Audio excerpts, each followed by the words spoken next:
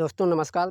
आज मैं इस वीडियो में आपको बताऊंगा कि पुरानी से पुरानी खांसी की अचूक दवा, पुरानी से पुरानी खांसी की दवा कफ हो या सूखी खांसी, कैसी भी खांसी हो। दोस्तों आज मैं इस वीडियो में आपको लगातार यही बताऊंगा कि कैसी भी पुरानी से पुरानी खांसी हो, सबका इलाज एक ही है।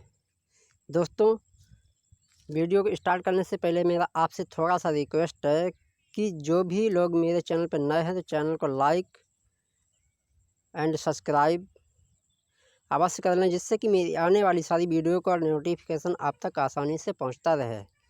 दोस्तों चलिए वीडियो को स्टार्ट करते हैं। सबसे पहले आपको मैं बताना चाहूँगा कि पुरानी से पुरानी खांसी का इलाज कैसे करें।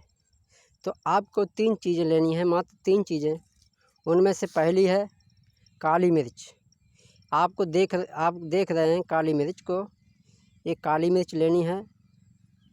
और नंबर 2 मिश्री, ये आपको मिश्री दिखा रहे हैं हम, मिश्री लेनी है। और नंबर 3 मुलेठी, ये आपको हर जगह मिल जाएगी, पंसारी की दुकान पे मिल जाएगी, आप वहाँ से ले सकते हैं।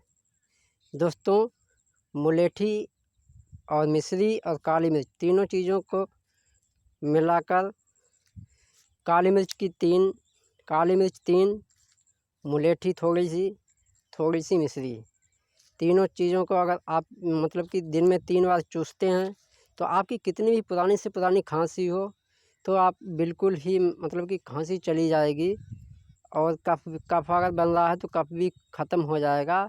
और फेफड़ों में अगर सूजन भी आ गई है तो वो भी ख़त्म हो जाएगी।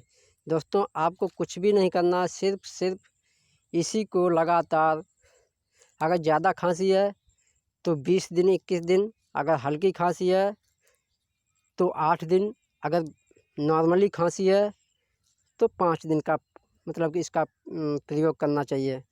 दोस्तों वीडियो में बने रहने के लिए धन्यवाद। फिर मिलते हैं आपको अगली नई वीडियो के साथ। तब तक के लिए नमस्कार।